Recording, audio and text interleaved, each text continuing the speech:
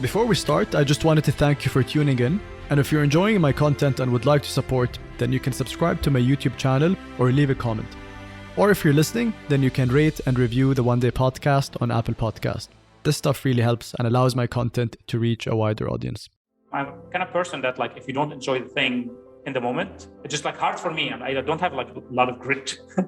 I don't persevere. I like to like persevere in things I enjoy doing. I was never in competitive sports. So, just like don't have that kind of grit that I admire in a lot of people, to be honest, that they can do stuff that they don't enjoy.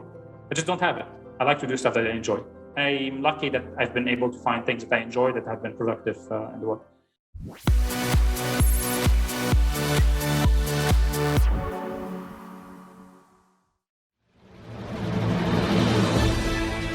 This is the One Day Podcast. My name is Omar Al-Majali, and each week I am bringing you some of the most accomplished and inspiring minds in the Middle East and the world to give you a glimpse of their professional life and pull back the curtain a bit on the real and untold story of their success, to inspire you and help you learn from those who have walked the walk so you could move one day closer to your own goals.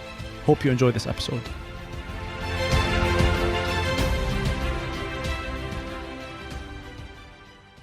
Welcome to the One Day Podcast. Our guest today is Lebbos.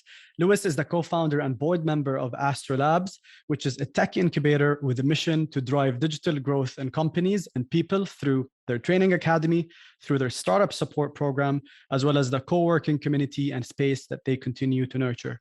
Today, Astrolabs is present in Dubai, Abu Dhabi, Riyadh, and Jeddah. And prior to kicking off Astrolabs, Lewis was actually one of the co-founders of Namshi back in 2011, which today is one of the largest online fashion e-commerce platforms in the region. But before taking on this entrepreneurial journey, Lewis was in consulting back in the day, working for McKinsey & Company. And there is where he met his current business partner, Mohammed Makki. And they both decided to leave consulting to start Namshi, close that chapter eventually, and then move to Astrolabs. And with us to tell us all about that is Lewis. Welcome, Lewis. Thank you for having me. I see you've done your research. I've done my research. I always do my research. I do my DD. That's awesome. Makes things easier. It does. Yeah, because like صراحة, sometimes in my podcast, I prefer not to ask questions that are obvious. So I try to dig deep into the profiles and stalk my guests as much as possible so that I can not ask the obvious and tap maybe beyond that. Yeah, absolutely love it. And it's hard to beat the Dubai winter. So we're here for the winter. I know. Yeah, you want to be here now. So, Lewis, did you ever expect or anticipate the journey you've been on, which got you to where you are today? That's a question I'd like to ask. No, I honestly don't plan super long term. I know a lot of people plan, their journeys and all the stuff. I never plan long term. Life is very random, and it's nice to just roll with it and see what happens.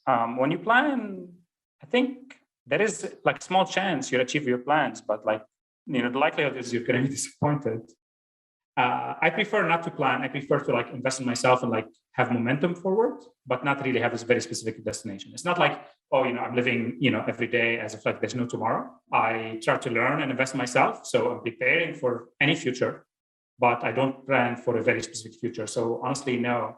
The example I give actually often when people ask me is, since I think maybe undergrad, we're talking 20 years ago, I considered myself like a ball and a pinball machine. Kind of trying to bounce forward. Bounce forward. Yeah. Bounce forward. Yeah. I mean, the pinball machine goes back down. So the analogy is not 100%. And actually life, sometimes it does go down, but, just go out forward and make some noise and, score some points and have fun. How far do you plan your life? Is it 6 months, a year, or what is the max of okay, I'm going to plan the next X months, and beyond that, I'm not going to think about it? Yeah, to be honest with you, it's hard for me to do more than 2 years. So it's less than 2 year window. Even my wife and I talk that 2 years from now, we don't know, we might be living in Tokyo, we might be living in Buenos Aires. So we thankfully, she's kind of like me, that she's open to the idea of rolling with it. 2 year window, I think, is max. Outside of 2 years, remember 2 years ago, would you have ever imagined what the world went through in the last 16 months? No way. And this is whatever, Gray Swan. It was not really Black Swan, but this was a big surprising event. But there's all small surprising events that happen in our lives and smaller scales that only affect us and our families and all the stuff. And just almost like, for me, it doesn't make too much sense to like plan, in detail, just broad strokes, and then just investing in yourself to be ready for any kind of potential future.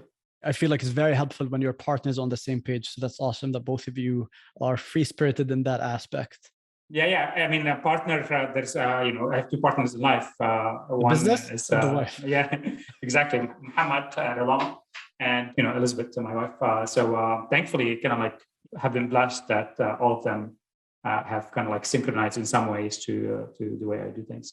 That's great. Lewis, I want to start with your current endeavor with Astrolabs, and maybe we'll make our way to who Lewis is and maybe your history with Namshi and your educational background. What is Astrolabs if you had to define it today? Because you guys are doing a lot and it's obvious. And you go to your website and you find a bunch of avenues that you guys are tapping into. So what is really Astrolabs and how did the idea come from? As you saw on the website, we grow, people and companies. In my mind, it's a whole ecosystem building company that is a sustainable company that does sustainable, profitable ventures that have a long-term objective of building the regional tech ecosystem. And that was the mission from day one. I mean, I don't know if you can go to archive.org and see our website in 2013 that basically Hamad and I did. That was our mission then, and it's our mission now. We've been lucky that, we've been building different blocks across the years. So Astro-labs began as just Hamad and Lewis going around the region for the first 18 months of our lives, May 2013 to maybe end of 2014. It was just the two of us going around and giving 3-day workshops to tech entrepreneurs across the Middle East, Dubai, Riyadh, Beirut, Amman, Cairo, Jeddah, Riyadh, Khobar, and just downloading everything that we know about mobile and online startups. The program is called SOS, Scaling Online Startups. And that was like block number one, like just downloading everything we learned and building a company to a lot of people. Then the academy expanded and we added a team member that started creating the more, let's say, core curriculum of technical skills, digital marketing, coding, these type of things. Back then, on a small scale, now it's like, huge. We graduate thousands of people every year. So that's like the first expansion into academy. From there, we moved to co-working, which is bringing amazing tech entrepreneurs together under one roof and having them collaborate and help each other and make things easier for them and all this stuff. And then we have a recruiting company, Astrolabs Talent, basically builds the digital tech teams for kind of like all the tech companies in the region and kind of like the non-tech companies in the region, the big groups, Azadea, Majid Fatayim, etc. We work with almost everyone on VPs of engineering, chief data science officers, all of this stuff. All of this has one mission, which is training the talent that wants to join this huge tech wave.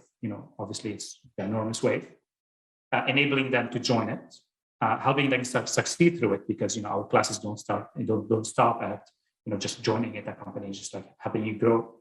Helping new companies, succeed, startups, making it easier for them to start, making it easier for them to expand, having a supportive environment, partners that can help them, all this stuff. Helping larger companies also find talent and having that talent, find the best place for them, be it startup or being like a large company. And a few things around that, because we also run incubators, accelerators for universities and government. So spreading entrepreneurship and the spirit of entrepreneurship to more people in universities across the whole region.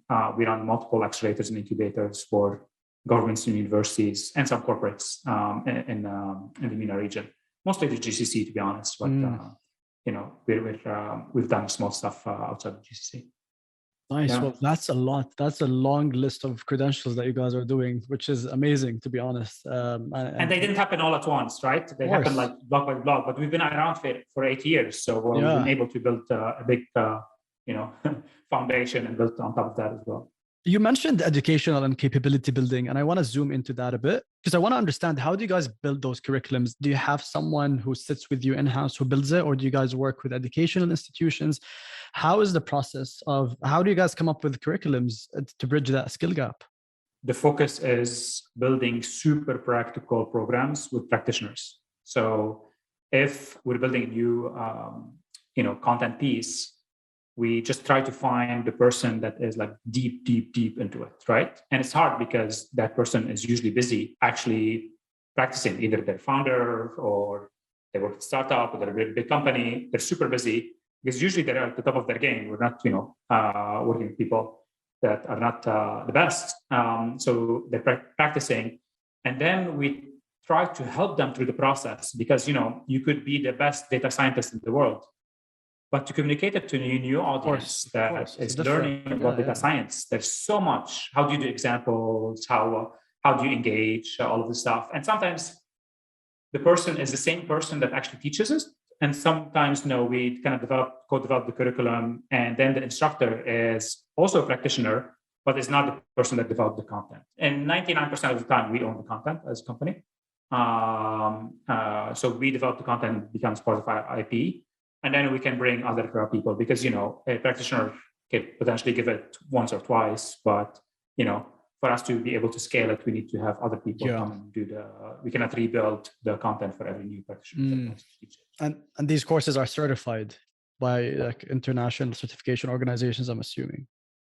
Yeah. So some of them are, they're certified by us, right? And that's honestly, what that's the stamp of approval. Well, because honestly, our bar is higher than most. We see stuff. We see the certification that you could get from some big brands. Like, what? Our bar is higher. It's nice to have that big brand certificate, which sometimes we add to our programs. But to be honest, our certificate has a higher bar than those other stamps. Yeah. So, Lewis, it's obvious that the biggest gap that you guys are trying to fulfill with Astrolabs, or like a big component of your mission, is this educational skill gap that exists today. There obviously the job market is asking for particular skills that the educational institutions maybe, or the educational system today is not able to fulfill that. So there's a gap there that you guys are trying to bridge. And honestly speaking, from my own professional experience, that's something that we struggle with whenever we seek out certain technical skills or technical people with certain technical backgrounds. We do not find that here. So my question to you is, why is it that the educational system today is not able to fulfill on the needs of the market?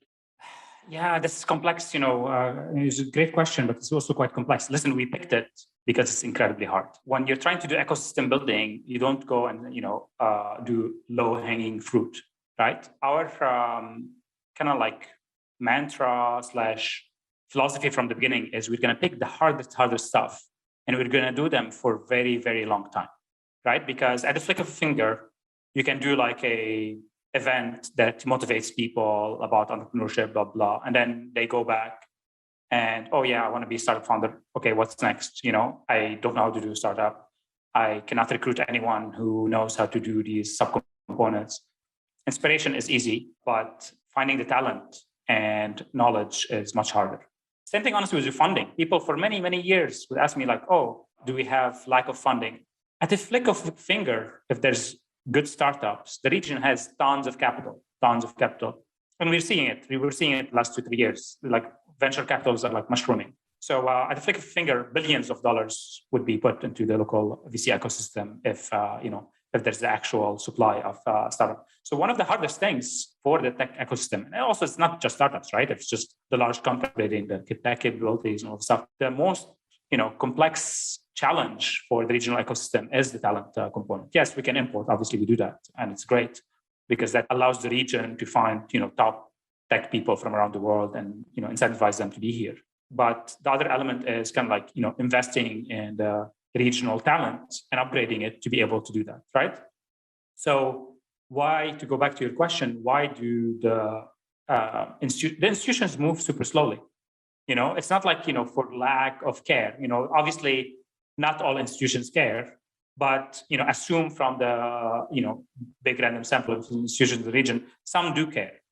But to be able to, inside that bureaucracy, go from care to then saying, oh, I'm going to launch these subjects And then inside that kind of like machination of universities and schools and all stuff, say, oh, I'm gonna not look at a person that has a PhD in marketing to come teach marketing.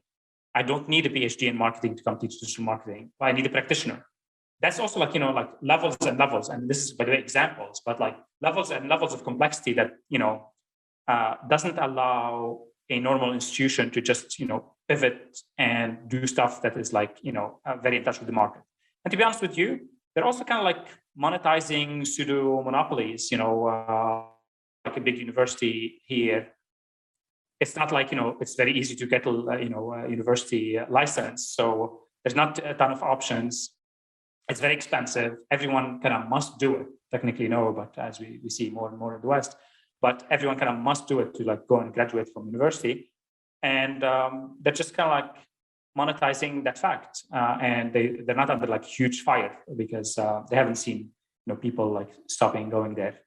But there are obviously many that are like trying, and it will happen, but just the slow-moving institutions. It'll take maybe a decade or so. There's some progress on some fronts, but I think it's super slow. Yeah, you guys are way closer to the reality of what the job market requires by working with practitioners than the educational systems. And to be honest, I believe that education as we know it is going to completely and drastically change over the next few years and with the coming generations. And I feel education and these traditional educational systems that are rigid, I'm not sure whether we're going to be able to sustain them in our economies. But now, because especially with today's explosion of these MOOCs or online educational platforms and people like you who are going there and allowing people to basically tailor their own educational journey and experience. And not only that, but also take on these programs and educational skills that are so close to what's actually being practiced on the ground. I feel like that's where the future is, less these traditional educational system and these university certificates and all that stuff, especially that also some of the biggest companies around the world, like the Amazons or the Googles of the world, these companies are no longer only looking at university certificates. They're looking at people who are certified from institutions like yourself or from these online programs, because that shift is happening and we're noticing it. I like what you said when you said able to sustain these institutions, because in my view, a large number of these institutions are like a tax on the region, right? I mean, they're a tax on the world.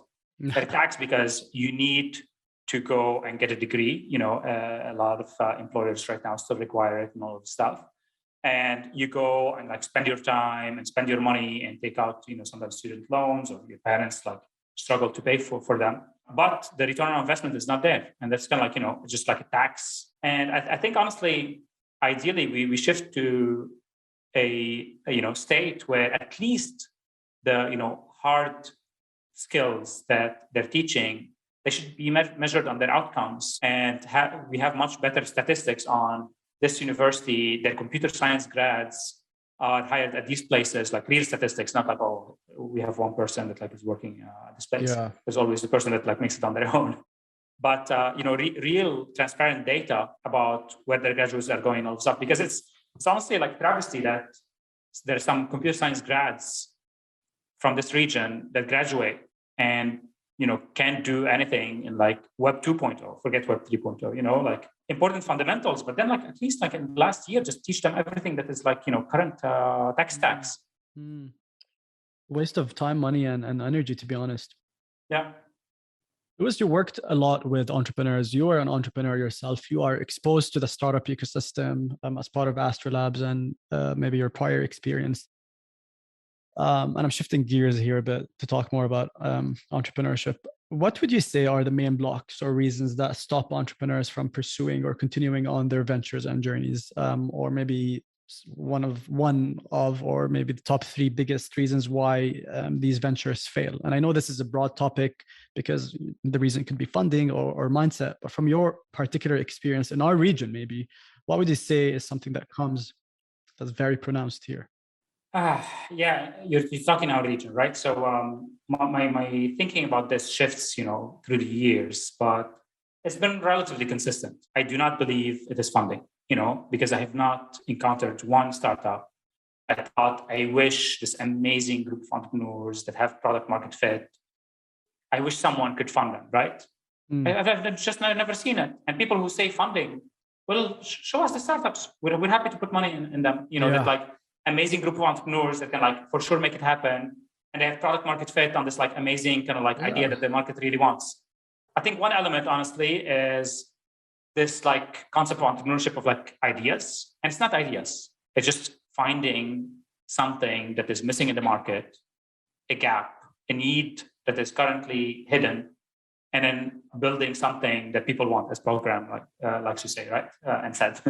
One element is kind of like, we still have this like concept. I see a lot of entrepreneurs like, oh, I have this idea and this is what I'm going to do. Well, how many, potential customers have you talked to and all this stuff? I feel like, I'm talking something from like 10 years ago, but it's still true. One element is honestly too many shots on goal with like, it's the wrong goal. I'm just like trying to make my idea. Well, just know more about the market, have sense the need yourself, all this stuff. Then, okay, let's say that they have something that potentially has product market fit. It's this kind of capability to like iterate and move things at like a rapid enough cycle to improve it and to keep growing the market. And honestly, that comes with kind of like a little bit of an experienced team / trained team that can help you, right? So potentially, obviously, at the beginning, it's only the founder or founders that are doing it. So, some experience how to do that, even from like a previous kind of like a junior role at a different startup, that's helpful. And more is happening. So, we see, and I've actually said this many years ago, we'd see like, the graduates of a lot of the first gen tech startups in the region will go on and building more. And the ability of like doing talent, right? So again, if you're an entrepreneur and have an idea and like, oh yeah, but tech is outsourced to this like remote location and I'm doing it, giving it to a dev shop. Yeah, it might work. But like in general, if you're like iterating super quickly with the customers, you need to be like super tight with the technology yourself and super tight with who's developing it, not like, contractual agreements and this type of stuff. So for me, it's also like one kind of like an entrepreneurial sense, which is just let's focus on what the market wants. And then two is like, the ability to gather like a super strong early founding team. And just sometimes the two co-founders and just the first 2-3 employees, that's what they call founding team, to be able to make it happen. And then honestly, from there, fundraising, I'm not going to call it easy, but it's doable. It's doable. If you have those two components. You asked another question, by the way. There's like many questions in your questions, like reasons for like failure and all the stuff. Founders co-fighting is a reason for failure. Taking money from the wrong investor is a reason for failure, because then there's like founder investor fighting.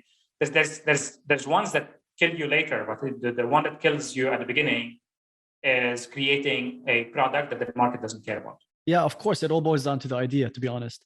And also, speaking of funding, you mentioned funding a lot. You talk to people in the VC space, and these people are hungry for deal flow opportunities. They're hungry to invest in startups and for ideas. And the scene is exploding here in the region, whether we're talking UAE or Saudi. But let's talk more about funding. Let's zoom into this topic, because I know that's a topic of interest of yours in particular. And I want to quote something that you had on your LinkedIn profile. I'm curious to understand and learn more about what that means. So you mentioned that one of your interests is to advance freedom from financial exploitation. Is that related to access to financing? What do you mean by that? Yeah, this one actually is a little bit different, because it's not about startup funding. It's about how financial institutions in most of the world, to be honest, but like in Europe and US, they're a little bit more regulated, take advantage of the normal retail consumer in terms of super scammy. I mean, there's no other way to talk about it. It's scammy financial products, like crazy hidden high interest rates, credit products that are basically taking advantage. The world used to call it usury before, and at some point, some regulation doesn't use the word, but like prevents super high interest rates and all the stuff. There's a bit of like too much laissez-faire on financial institutions in the emerging markets. I've seen too many examples of people basically being exploited by banks in this region and other places And that really bothers me. And I think about it, a decent amount. So I'm assuming that you are in support of removing the middleman, which maybe leads me to think that, are you a crypto fan, follower, investor? Do you follow that space? Is that something that interests you? Yeah. Very, very off topic. I'm just curious. Yeah. So yes, very astute observation. Crypto investor in the tokens on and off since 2014. Ooh, early adopter. Yeah. Yeah, actually, I took a screenshot of my Coinbase account 2014. Many transactions, but one transaction, 3 Bitcoins for $900 combined. $300 Bitcoin. Oh, that hurts. But listen, I'm no genius. I don't want to make it sound like a genius or super crypto rich. I sold that like in the first bubble that happened after that, like 2016 or something. Are you trying to redeem yourself now? I tried to redeem myself, but honestly, I noticed I haven't become like a much smarter trader. So in trading, I'm like not so smart. Listen, on the other elements, DeFi, I think this is actually what I hint at in this financial exploitation. I think the middleman needs to be removed. It almost should be illegal what the licensed banks are doing in most of the world. I have like a lot of horror stories, but it's for another time. Yeah. And I am thinking about how DeFi, with all this kind of craziness right now, could eventually in the next kind of like productivity cycle help solve this issue. And just to explain to those maybe listeners who are not familiar with DeFi, DeFi is decentralized, like financial payment use cases that are built on top of the blockchain technology, right? Yeah, exactly. So everything that is currently in the financial system, building it on top of blockchains, which I was super, super skeptical of, honestly, until like a few months ago. I was insanely skeptical of everything blockchain, but now, well, as kind of like level 2, level 3 technologies are maturing of stuff and me learning more about it, I'm starting to see the opportunity to kind of I hate the word, but kind of disrupt financial institution. It's itching you, I'm sure. Yeah. Me too. Listen, I'm someone who I have phases of things, and like now, the crypto is a phase. Right? I'm not a phase. I think it's going to be an ongoing phase, but I'm super, just all of a sudden obsessed with this world. Like that's all I listen to on podcasts. That's what I'm reading. I'm reaching out to all my crypto fanatic friends, trying to tap into those networks and learn more. But that's the rabbit hole that I do not want to go down.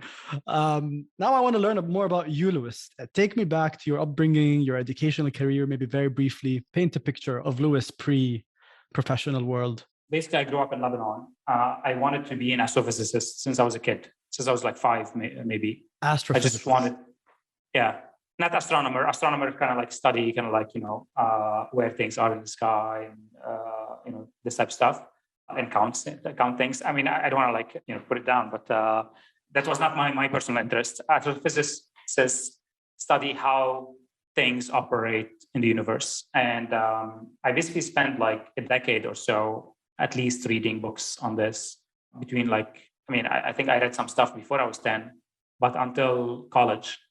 And then I started studying physics in college. And to be honest with you, I don't know, maybe a little bit of it was laziness, maybe a little bit of it was like boredom.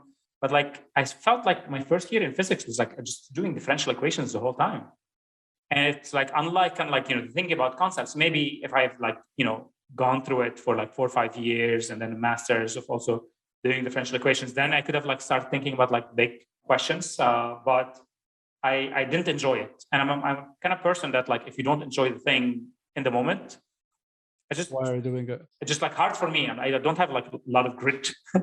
I don't persevere. I like to like persevere in things I enjoy doing. Yeah. I was never in competitive sports. So, just like don't have that kind of grit that I admire in a lot of people, to be honest, that they can do stuff that they don't enjoy. I just don't have it. I like to do stuff that I enjoy. I'm lucky that I've been able to find things that I enjoy that have been productive in the world. Anyway, or in my life. Max, I wish everyone was like that. Yeah. So in any case, I pieced out and went to like a super easy degree, which is electrical engineering. And that felt like, super real. You'd do like a signals class, and then you'd see it in the CPU, the next day.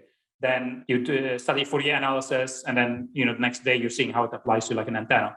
So math and reality was like way more interconnected, at least, obviously in undergrad, because physics is math and reality interconnected. But, it was just easier connection to me, and I enjoyed it a lot, and I just ended up studying it and really enjoying it. And that honestly got me into technology. One day, like being hyper geeks in school, I was studying at North Carolina State University in the US. A guy walks in to the room and says, "Hey, by the way, we have this program called the Engineering Entrepreneurs Program. It's for engineers who are interested in doing startups." Like, that's interesting. We bring a speaker every week. Part of the normal curriculum is every week an entrepreneur comes and speaks. That's just one of the sessions. Like, this sounds amazing. So I went and like registered for it, and I joined it. I'm like, wow, it's like a whole world of startups, and they start bringing people from Silicon Valley, graduates, sometimes alumni of the university, and it's just like opened my mind to this whole world. So it was like started becoming like super interested in it. I graduated in 2004. I really tried to figure out a way to like move to the Valley. And again, if I was like a harder worker or maybe a more risk-taking person, maybe I would have done what some people did and like drove to Silicon Valley and slept in their car and ate potato crumbs from the street to work at startup. That was not. I didn't like want it that much. I also grew up poor, so I wanted to at least have like a basis of short-term comforts. So I end up joining a big, huge manufacturing conglomerate. Basically, there I was in part of the like leadership development program. So they exposed me to a lot of things. I was many different hats and many different business units. It was an amazing experience. But then, unfortunately, the manufacturing world now there's hope actually that like stuff will start looking up again. But the manufacturing kind of like sector in the US was in this massive sprint to just offshore everything. And I was actually part of it. I moved some plants out of the US, and it was my task. And honestly, I found it a little bit stupid because some of it was based on tax incentives, like move some plants from the US to Mexico, have them owned by like a Swiss entity of the company, and then save on US taxes. But then it's like less productive there because all the employees are brand new, versus like the US employees have been like working for like 20 years, know the thing in and out. And then like just because of the taxes, there's an incentive to kind of like just kill this industry in the US. And it felt like depressing to me. So I was like, you know what? I'm going to piece out of manufacturing. What should I do? I should do an MBA. I end up applying and doing an MBA. From there, basically, it was a new chapter. You mentioned after the MBA, I joined consulting firm. Yeah. And then from there, I kind of hated it, to be honest. I spent 363 days there. Consulting? And then, 363. October 5, 2010 to October 2nd, 2011. Although technically, I was an employee on October like 3rd, 4th, and 5th, but they were vacation days. So I complete the 1 year. There's like a bunch of like benefits that you get for like like completing the 1 year. Yeah. Oh man, I was an employee, but I was on vacation last 3 days. I was a consultant, so I understand exactly what you're saying. I think consulting, for those who are starting off their careers, if you want jump start to their career, it's an amazing school that teaches you a lot of technical and soft skills. But no, I would never go back. Do I recommend it to every not every, but like every undergrad that does not want to do like a startup anytime soon. Maybe start up 5-10 years down the road, maybe. But honestly, yeah, like every kind of like new undergrad graduate that wants to do like corporate ladder is a great start. Go do it for 1 or 2 years. Yeah. Do not take the MBA sponsorship. Never do it again. Don't fall in the trap. Yeah. And there's also venture building, which is coming up right now, which is a cool, I think, it's not a spin-off from consulting. It's a more practical aspect of consulting, people really building things practically with their hands. So if you are also someone who is interested in startups or to enter that space and you want to be an entrepreneur, venture building is essentially consulting, but you build things like that versus like build slides, which is cool. Yeah, unless you're like the guy building the slides for someone else to build the thing, because I think some of these digital arms of some consulting companies are just a wrapper on top of like an outsourced kind of like someone else doing the work. Contract, yeah. And then you're kind of doing the kind of client management, which is basically what consulting is. Consulting is sales and client management. Yeah. Plus like a thin layer of value, which does exist. There is value in consulting. By the way, we're talking about strategy consulting, because people like every time I mention consulting on like a blog or something, people are like, oh no, but my cousin is a solar consultant, yeah, you're and he installs solar system. No, we're talking about like these like strategy consulting firms that kind of like do a lot of sales and sliding, but not a lot of value. Some value. I hope there's no one from the strategy consulting space listening to this. I don't know, you guys are doing no, great. Dude, like you guys the thing is, half of my wedding was like people from the kind of consulting world. Thankfully, yeah, I mean, you're in Dubai. Now, if we look at them, they like many of them thankfully have left. But there's some amazing people. There's some people that are passionate that actually generate a ton of value for clients because they're passionate about it and because they care and all the stuff. But then there's so many I feel like 80% of people in a management consulting don't want to be there, and that's it's heartbreaking. Get out of there. Like, don't just leave. Just leave. That's the thing. Like, when you, by the way, do it for so long, you think that's the only thing you can do. Like, I try to push all my friends who are still in consulting because I want them to just explore the world, because they're never going to look back. I used to own leaveconsulting.com, and it used to point to a bunch of articles. If you actually dig through like LinkedIn really deep, I don't know how deep you went, but if you look at my posts and articles, there's like posts about consultants, make 2018 or whatever. I forgot when I wrote it. The year you leave consulting. Another article about just don't take the return offer, all of this stuff. It's not like I don't like consultant or consulting. I like both, but it's just 20% of people belong there. And somehow their system, their pyramid system is set up to also include the 80% because, you generate more fees when you have that other 80%. And 80% do not belong there. Just leave. Even if you start a newsletter on Substack, you might be making, more money. You'll be happier. You'll be more passionate. You go back to your, family or loved ones, whoever you have. You're happier. And what is like the value of that? Yeah, I know. One other thing that Lewis is interested in that I also discovered by stalking you is I know that you're into personal development. That's something that I'm passionate about. And again, this is something that's very, very broad, but I would like to talk about it because a lot of people, not a lot of people, I'm just judging from my own maybe personal circle. Some people in my personal circle, they know who they are, think that personal development is cliche, or they would call it self-help just to understate its impact. I want to understand, what does personal development mean to you? And is there a process through which you continue to grow as a person, enhance your knowledge? Yeah, I mean, listen, it starts by being an introspective person. And if you're like true to yourself and deepest darkness of your thoughts, if you're like transparent with yourself to say, compared to what I would like to be, what am I now? It's nice to be confident. It's nice to have but if you're really true to yourself, you realize that you can develop on so many different dimensions, a million dimensions, literally every dimension. I mean, you might be perfect on one dimension, and I doubt it, but I'm not. And there's some dimensions of, leadership and moral values and all of the stuff. All of us can be better people, right? There's some technical things, right? You mentioned that you listen to a lot of podcasts and all the stuff.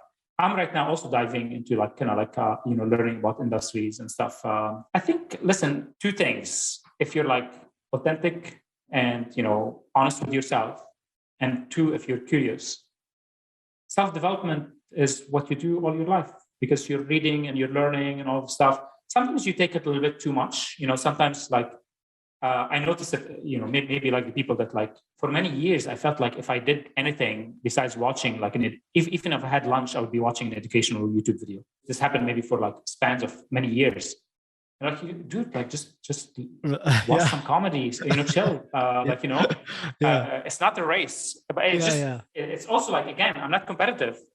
I just feel this just thirst for knowledge. So even when I was in college, in undergrad, again, on this shift from engineering to business, I randomly was walking in the library because that's where nerds hang out. And I was hanging out with myself, by the way, books. They hang out with books, not with other people.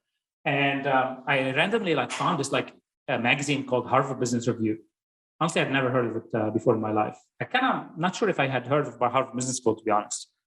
And I picked it up. I opened it. I started reading the first couple of days. Like, oh, this is interesting. I finished it like cover to cover, no joke. I think I read also like the ads inside. And then, what they call this section in the library, like whatever, circulation or something, whatever. Someone that has better memory can say. But they keep just the last like 4 issues. I read all of them, like cover to cover, and I like learning so much about business. And I went to the library and I was like, where can I find more of this stuff? Like, oh, we have them like in the archives. They're like hardbound. And it was like, I brought like 3 or 4, like, whatever, like 20 centimeters thick.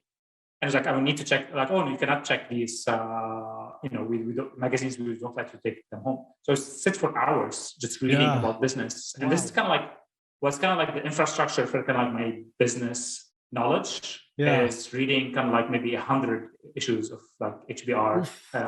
And this is 2003, 2004. I wish I discovered it like a year earlier, but honestly, I have not read it in like years. I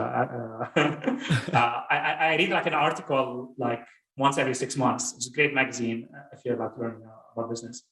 But it just was like a huge eye opener for me. Someone coming from like science and technology, just learning so much about business. They used to, I think they probably still do. Every issue they have like a case where there's like a situation, and then they have like real business people writing like short answers about how that theoretical person should deal with it and all the stuff. It's like super interesting. Yeah. And that's kind of what kind of switched me from like just the science and tech world to the business world. Seems that your go-to strategy for personal development is reading. And I do agree, listen, personal development, I look at myself as the biggest project ever. And like, I want to grow myself every single time and expand on my knowledge base. Some people do it through reading. I think I do it through maybe listening to podcasts. And listen, reading is layer 1 for me. Technically, before you start practicing it or teaching it, you don't really internalize it. You can read something 100 times. I've read like investment books that like told me things, and then I've done those mistakes, and I've done like bad trades. Like, oh man, like how could I like miss this? I've read about this now, like it's burned into like my soul. That lesson. Yeah. But the fact that I've read the book before helped me find that pattern. Yeah. After I made that mistake. Sometimes you make mistakes and like, oh, it was bad luck or stuff. But then when you've read about it, it hurts even more, and the lesson sticks longer. Yeah. So basically, execute so that you could learn. That's your strategy. That's why I love starting companies, to be honest, because that's an amazing way to learn. Joining or being a founder of a startup or being part of a startup is the best way to learn and self-develop, period. Yeah, couldn't agree more, man. Fascinating if you were able to shift to read all of these Harvard Business Reviews. I definitely don't. I mean, I am a bit big on personal development myself, but I'll tell you that I don't watch educational documentaries when I'm eating. When I'm eating, I watch stupid reality TV. Like that's my guilty pleasure, because I feel like I have a 3-year-old. I have a 3-year-old, and I don't know if you have kids, but 3-year-olds love Peppa and Paw Patrol and stuff. But 2 days ago, I got him to start watching How It's Made. I don't know if you've ever seen this show.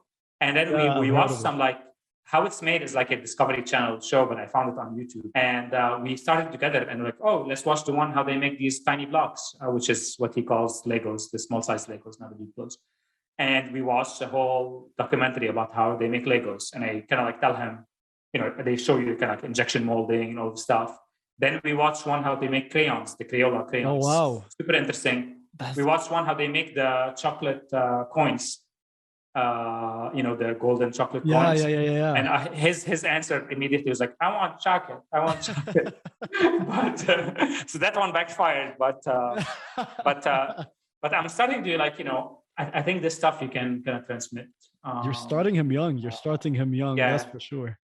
Honestly, every question he asks me, since he was maybe 1 year old, I answer him as if he was like 12 or 16. Yeah. If he tells me how something works, I actually explain to him like how and listen, he might not get it, but I think that kind of builds a little bit of kind of like an infrastructure in his mind, that there is a reason that stuff happens and this type of stuff, like cause and effect and this type of stuff.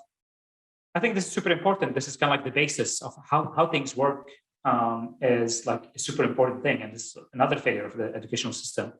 Honestly, I think I would replace like hours of school around the world with just watching YouTube, how it's made. Yeah. Oof, it would be way more beneficial. I bet. That's also a strategy that my brother and his wife use with their kid. They talk to him as if he's an adult. If he asks a question, they answer him as if they're answering like a teenager, which is great. I want to unpeel the layer of Lewis a bit more. I want to dig shway deep. Maybe this will take a deep, dark turn. I don't know. But there's a segment. Wow, dark. No, not dark. Let's say deep. It depends on you. Let's go. There's a segment in the podcast that I like to call Shift Happens. Not shit, Shift Happens. And it's this idea that there's this one day where we experience these moments, milestones, epiphanies that change us or shifts us. And this could be at a personal or a professional life. Some moment or moments, but there's always like this one moment that there's always a before and after. Is there such a thing for you? Anything that took place that you would like to share with us? Listen, one moment that is really, really, crisp in my mind is I was moving one of those manufacturing plants from like Portage, Michigan, and another place, what was it called? Grand Rapids, Michigan, to Mexico. And I was like 24-year-old, and I was like just not able to like absorb the stress. And I would wake up with these like bloody gums, and it was like so stressed. Grinding on your teeth. And at some point I woke up one morning and I was like, you know what? I enjoy this job. Why am I so stressed? Honestly, if the whole company fails, my family is still safe. Yeah. No one has like a significant, heart or, God forbid, cancer or all this stuff. Why am I so stressed? If the whole company fails, it's okay. I'll get another job. Yeah. Just do your best. Yeah. And this is honestly the moment that I started like, separating positive from negative stress before I kind of heard about it. Positive stress is the stress that you put on yourself to motivate yourself to like, make something happen. Negative stress just weighs on you and just like, affects your health and all this stuff. I think I performed even better because then when you're just motivated by positive stress, you're aware about kind of like your mental state, your body state, and all the stuff. So the way that you communicate with others is improved and all the stuff. By the way, I'm still a work in progress on this. Yeah, of course. But when you're able to shift that mentality from, this is the thing that's crushing me to this thing that I'm like trying to solve, but it's not going to crush me. Yeah. That's like, quite important perspective. Honestly, when you ask that question, this is the first one that comes to mind. I think there's smaller ones that happen across my life. I probably need to reflect on this question because that was the easiest answer that I could give you. I want to reflect on your question and hopefully I'll have like, some other stuff. No, this is great enough. Myself. Yeah. No, not for the purpose of podcast, for purpose of myself. Because it's like important to know what kind of like shifts happened in your kind of mentality across life. Yeah. There's always these events that take place in our lives that change us. But this, I'm sure, has changed you a lot because you realize, it's not worth it, the effort and so I'm sure it has changed you. And I want to know, how have you changed, Lewis, as a leader and as a person from the days of consulting and the days of being in this manufacturing space that you told us to where you are today? And I'm talking in terms of priorities, pace of work, lifestyle. Today, you're a father. How would you say you've changed mostly? Yeah. So listen, that was like 2006, 2007, I think, if I remember correctly. Since then, I've never worked for the sake of working. Like people say, oh yeah, consulting, you must have worked long hours. Honestly, I think maybe in my whole year in consulting, I might have worked maybe 10 nights after 7 p.m. On my first study, I would leave at 7 p.m. kind of complaining to the team that like it's super late because I could see what kind of value you could create before 7. And then the time afterwards is kind of like FaceTime, trying to show this is just like polishing a slide, just aligning some stupid stuff. Since 2007, I don't think I like kind of like did anything that like I didn't really enjoy. And partially it's that mentality because if you go into it and say, I'm only going to do it if I enjoy it, you actually enjoy it more. So that kind of like affected me quite a bit. So done 2 startups, even in those times where we're like working super hard and all this stuff, it gives you perspective. I used to tell my team, we're not a pediatric cardio unit. You're not doing, heart surgery on babies. Yeah. If we were doing heart surgeries on babies, let's work 24 hours until we basically drop and pass out. Someone puts some food in our mouths, we wake up and we do it again. The point is we can work hard, we can make things happen, but we need to have a little bit of perspective. What are we doing? Back then it was kind of shipping clothes and shoes to people. It's important to have the company perform and succeed, but it's not more important than people's health and their families' health, and then seeing their families and all the stuff. The other, even now, I'm crazy passionate about what Ashrafs does. But then when we see a team member that is working more than 45 hours a week, we cannot do an intervention. I'm not super involved now with Ashrafs. We can talk about that later, but we have a allergy against people burning themselves both ends of the stick. It's not sustainable. Okay, wow. When you're doing something for you guys. Yeah, seriously. We're doing something for the long term, when you say we're going to be doing this for 2 decades, you don't sprint. Do people that are running marathons are doing the same speed? That obviously faster than my speed with sprint, but they're not the fast, as fast as they could sprint for 100 meters. Yeah. They pace themselves. And then marathons are nothing. Marathons are 3 hours. I cannot do a marathon, so marathoners don't give me a hard time. But it's 3 hours. If you're doing something for you're saying, I'm going to do it for a decade or 2, you need to pace yourself. You need to have this sustainable energy that keeps you motivated day after day, month after month, year after year. And you cannot do it by burning yourself. And I respect that a lot, to be honest. The reason why I asked that is because when we were trying to schedule a call for this podcast, you said that I've got these few hours where I spend them, with my son. And it's after 4:30, this is the time where I spend it with my son. And this is a non-negotiable for you. And I love and I respect that a lot. It seems like you are a balanced person. You're able to structure your life as a parent and as a business and separate both of them and give each its value. Even on my busiest days, the least I spend my time with my son every day is 4 hours.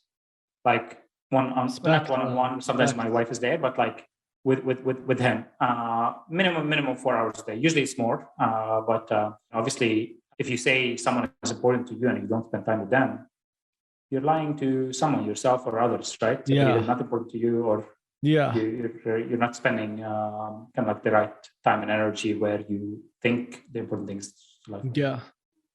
Wow, that's great. I think one last topic that I want to talk about, and I don't want to spend a lot of time on it because it's history, but I have to touch on it because it's Namshi. And I just want to very briefly understand from you, back then in 2011, you co-founded Namshi, but then obviously after a few years or a year and a half, you guys closed that chapter. I want to understand what was the reason for moving on from Namshi and what's your biggest learning from that experience? And then we could wrap up our discussion with rapid fire questions. Listen, there could have been a scenario where I would have stayed for a few more years, but I don't know what anyone would have gotten out of it, right? I don't know what I would have learned myself. I don't know what Namshi would have gotten out of it. Namshi was, when I left, was, the valuation was about half of what it exited 5 years, 6 years later, right? It was a great company, but, the truth is, it was from the beginning a highly capital-intensive business. And that deal, the fact that it was a capital-intensive business, made us have a huge amount of money from the beginning, which means that it was mostly, by the time, we left, mostly owned by a bunch of investors. I had an amazing team. Some of it actually, so some of the team kind of followed me. Some of them are team members with us now at Astro-labs. Some of that team followed me as friends and clients now. And one of the team members is an instructor at Astro-labs. She's not a full-timer, but she's an instructor. I saw her a couple of days ago. Others are friends and supporters and partners and suppliers. And that's kind of what's the most precious component of it. Not kind of shipping another box of shoes to someone else. For me, the mission of Astro-labs is 100 times more relevant. That experience I don't regret at all. It was an amazing experience. And that experience is what allowed us to do that kind of first program that became the seed for Astro-labs. But, like at some point you decide that what is the future? And I want to work with, this set of investors for like 4 or 5 more years. To invest a little bit more? It's just like money is not important for me. Respect, man. That's great. But to be honest, I don't think anyone is left from that time. 0 people are now with the company. Yeah. Literally 0 people. People move on to, other things. I always told my team, you need to be on the steepest learning curve. You could be learning. Yes, you could be learning. But if the curve is like, 20 degrees, you're not learning as if the curve is 80 degrees, right? So that's also like, something that I practice is like, this is why also Astro-labs now is super successful, very profitable business, 50, 60 team members, multiple business units, incredible mission, expanding, growing like 50 to 100% year on year. I could have stayed and chilled at Astrolabs and said, whatever, given myself a title and all the stuff. I don't know, maybe could have, tolerated me. But no, I just like want to have fire under me and like learn new things. This is why now I'm like, learning a lot about, commercial real estate investments, DeFi, and a few other topics, because those are topics that are like unknown to me. And that's where like the steep learning curve is. You follow your passion and you follow your learning. 2 major lessons, to be honest. I'm like still passionate about Astro-labs, but that's not where the steepest learning curve is for me. Yeah, that's great. That's great. So we're coming to the conclusion of the episode, Lewis, and we typically end it with 3 rapid fire questions. I'm going to ask you 3 questions. You just give me the word, blurb out whatever comes to your mind. Okay. Shoot. The first one is, what piece of advice would you give your younger self? Meditate more. I'm a huge meditator. I'm not going to get into that, but I love it. Second question. I wish I got into it earlier. I love meditation. Second question is, what tip or maybe word of wisdom you have for people out there who are trying to accomplish something, who are trying to get one day closer to their goals, or turn these goals into like actionable plans? Listen, chances are 99.9% of them are like way better, smarter, and qualified than I am. But I find something that is useful is to tell those people, usually the smarter and more qualified they do too much stuff. Do less. Just trim stuff from your life. Do fewer tasks, have fewer chats. There's this like whole psychology that if you like do more, you'll achieve more. It's inversely correlated, in my opinion. Some of the things when you focus, that's basically where you get like the highest ROI on your effort. I think I needed to hear that. I'm a victim of doing more and thinking that the more I do, the more I'd accomplish. But again, another rabbit hole. Third and final question is, what is it that Lewis wishes to accomplish one day? Like all of us, intrinsically at the core, being happy, which is, I'm happy now, but I feel like it's a constant kind of like state of where are you in life and how do you feel about kind of your contribution to your family, to society, and all the stuff. So this is a continuing thing. You cannot be just happy statically. You have to be happy dynamically in different stages of life. Accomplishing on like other goals, I'd love to like solve some of those things we mentioned at the beginning. Financial exploitation. I'd love to do more in like science and technology education. My dream was always to like open science museums across the world. And I've been trying to think about how to make them much cheaper. Yes, it's all nice and cool to have them in virtual reality and augmented reality. But honestly, I think like the impact that a science museum has on a younger person, or honestly like a library in a lot of the world, is like huge. And I'd love to find a way to make those way more accessible. There's a few other things that are kind of like of that nature that I would love to achieve. But some of it is medium term, some of it is longer term. Nice, Lewis. I'm pretty sure that if you continue to follow your passion and your learning, you will get there. I am positive in that. Lewis, this was great and fun. Thank you really for sharing your story and your journey with us. Where can people follow you or follow your work? Honestly, I don't publish a ton. So I do like, but LinkedIn, which I was like a little bit more active on. To be honest, people don't need really to follow me. I am on Twitter, but to be honest, I don't want Twitter followers. Every time I get Twitter follower, this is something I've never shared before. When I get a new Twitter follower, I go and like delete another one. I don't want to cross a certain threshold. I want Twitter to be like I don't want to be a private account because I want to interact with more people. But I use Twitter more as to consume myself. Oh, okay. I am working on like a personal blog, but it's, I haven't really spent the time on it to share 2 ideas. It's not like populated with enough stuff. People can connect with me on LinkedIn. Honestly, if you're a listener to the podcast, find me on LinkedIn, Louis Lebbos. I'm, I think, the only Louis Lebbos on there. Happy to connect. And then I have like a bunch of articles that are on LinkedIn.